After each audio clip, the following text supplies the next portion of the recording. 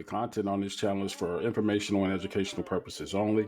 Please contact a professional when it comes to your financial needs. Full disclosure, I never liked that business model of selling you information at a premium. What I mean by that is if you are, for instance, in this case, starting a business and you're seeking information on how to get started, if the cost of that information is more than your operating cost for the business itself, some people might say it's worth it. I don't. There is an inherent ilk about that business model that ticks me off. All of the self-help gurus, all of these investment fest type deals where people are coming in, pouring in tons of money just to be in a room with individuals, hoping to grab some piece of information through osmosis that allows them to take their dream and their vision into reality. Now, don't get me wrong. There's nothing wrong with networking. But when that networking comes with a subscription plan or an entry fee, yeah, I'm looking at you kind of sideways.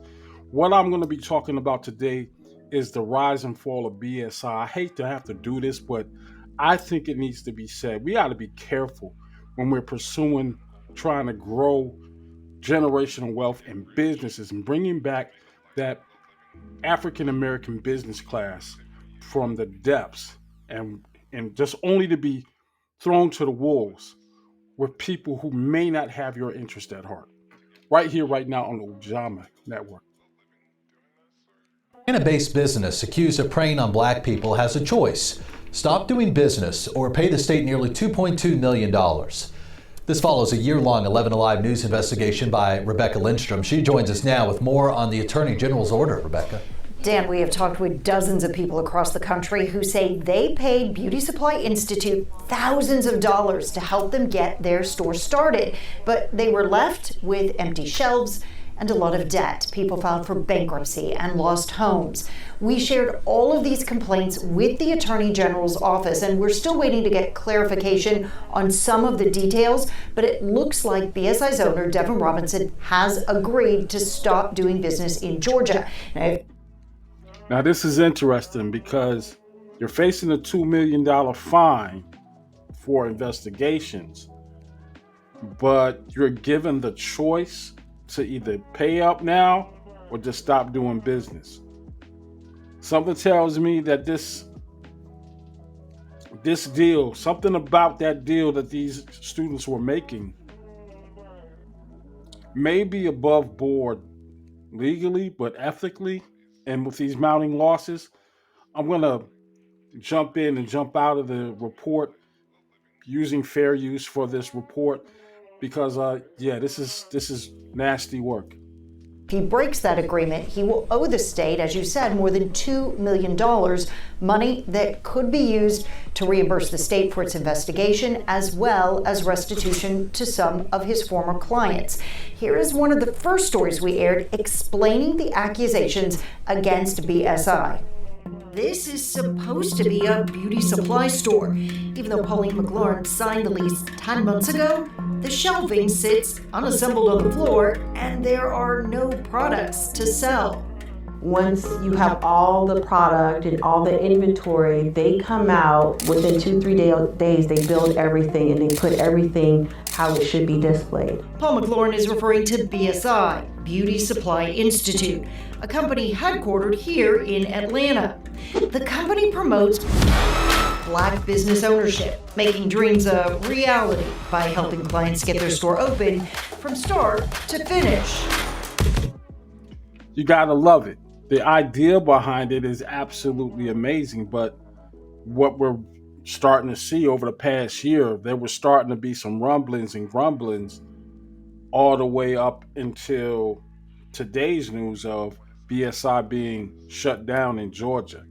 Now, this business model has a 15-year track record. Lots of stores were open. But as we're going to hear and find out, there's something more to just building your dreams, right? Let's check it out. I can invest into this person that has all the knowledge, has all the connections. But 3 years After McLaurin signed the contract, she is stuck paying rent on a store in Florida that is missing the actual products. And she is not alone. How many of you have spent more than $50,000 trying to get your store open? Yo, that's nasty work. Nasty work. Now, most of these individuals already had stores. We're talking about supply chain issues. We're talking about all the intangibles. And the report doesn't go in and tells you exactly what happened and why these people are shelling out all this money and getting nothing but a runaround. This got my antennas up. Absolutely everybody. 11 Alive Investigates talked with 10 other people from across the country that signed contracts with BSI. They too are waiting on their products. Basically, their responses to everything is, I don't know. They give like vague answers. Nobody knows anything. The distributor is on back order. After calling, sending an email, and a visit to each of BSI's Metro Atlanta locations, the company founder, Devin Robinson, agreed to talk with us. But we were only allowed to record the audio of that conversation. It is not all on us, and none of it is a nefarious act. Like, it's business. Robinson told us his company simply grew too fast for demand. We had to implement new technology. We just had to do certain things to be able to handle certain scale. Robinson. See, I'm not really feeling that. I'm not feeling that. You're growing so fast that you can't keep up with your business. That's the opposite of what you're teaching. You understand what I'm saying? You're literally collecting money from people who want to do what you're doing. That is, have so much business that I can't even keep up with it. I also take a little bit of a problem, got a little bit of a problem of this report because, you got out in front of these potential students in this institute and you put yourself front and center. And now we want to kind of diminish that front and center approach. Don't do that. Don't do that. It's disingenuous. It's not good. It's not a good look. It says it can take a year after a store is ready to get a team out to set it up with products. But these customers say that is too long. I was borrowing money from right to left so I can keep my store. I was calling them every single day with tears, crying. We're barely making it. I'm just being honest. We're barely making it.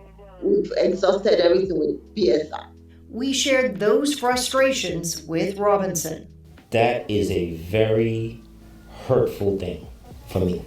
And for them. Yeah. McLaurin says it's incredibly hurtful to her. And it's been devastating. I mean, honestly, I'm trying to stay positive. I'm trying to stay happy because I have too many kids to not. McLaurin says she has spent more than $125,000 to get her store open. About $50,000 of that for products that have yet to come. 45% of what you are, 40% at least, 35, 40% of what you are looking for is just the products. That means you out of store with no products. Now, I'm definitely not the one to be speaking negatively about anyone. I just want to bring this information to you and let you know my own little journey of what's going on with me. And what's going on with me in my own journey is one of the most daunting parts about trying to open up a storefront is not having the experience that a company like BSI was advertising and actually producing for over 15 years. I don't want to forget that point because I don't want to come down too bad on BSI for not having the success that I think it should have had. But I also don't want to get caught up into this thing where, you see this over and over again, where individuals come into the community and they're promising great things for you at a price. And For a while it seemed like it was working, but there were years of investigations on this business model. I don't know what actually went down, but I do know this. You don't get a sweetheart deal of saying, hey, you're going to pay me this $2.2 million as restitution for the investigation and maybe reimbursing some of the customers, or you're just going to stop doing business. Now I'm kind of like, what's that all about? Either you're a business that was actually doing good in the community and maybe the government didn't like it, or there's something about that business model that is just legal enough to keep you out of jail or keep you out of investigation, but something ain't quite right where we don't want you in we don't want you making victims out of our residents anymore. Now again, what's going on with me? I won't do nothing like this. Maybe that's to my detriment. Not saying that the individuals who paid money to get that information, that knowledge from that individual, were misguided. They were bold enough. They were bold enough and brave enough to risk $125,000, $50,000 on this goal, which is commendable. I can't do it. I can't do it. Too much caution. I'm too cautionary. Something like this happens, and I think of all the other, get rich quick schemes and plans and those profits. Whenever I see somebody smiling with a nice suit, I'm already giving them the side eye. Not because I'm jaded, but it starts to feel like the collection plate being passed around. Don't do me like that. Don't do me like that. I can provide the information that I provide at a cost, but I am not going to put you in debt to do it. That's crazy work. It's crazy. There's got to be some time limit on a return of your investment. Now, in this case, this isn't an investment. They have contracts where they're supposed to get some products and they never got the product. Now, when we find out what's happening with the supply lines from the Beauty Supply Institute, maybe we'll get a resolution for these individuals. But it just stinks. It stinks to high heaven that your name is Beauty Supply. You can't supply your customers. I got a problem with that. And to the customers, you're putting bad money in after bad money. Putting good money in after bad money, excuse me. This is nasty work. At some point in time, you must be so deep into it that you gotta make a profit. And you just put yourself in deeper and deeper. Now, at the end of that broadcast, that lady that had put $125,000 into her store, she eventually had to sell the store, which is crazy. It's unfortunate, but judging from what I'm seeing in this article, and there are other videos out there with other customers detailing their experience with BSI, there have been signs. There were signs. Now, whether or not those were, like he said, nefarious, it may not have been. But I think the expectations may have been greater than the amount of money that these individuals were shelling out. There wasn't a good enough return on that over $50,000 for me to keep waiting for years and years to get product to a store that never got off the ground. I do not like that business model. I don't like it.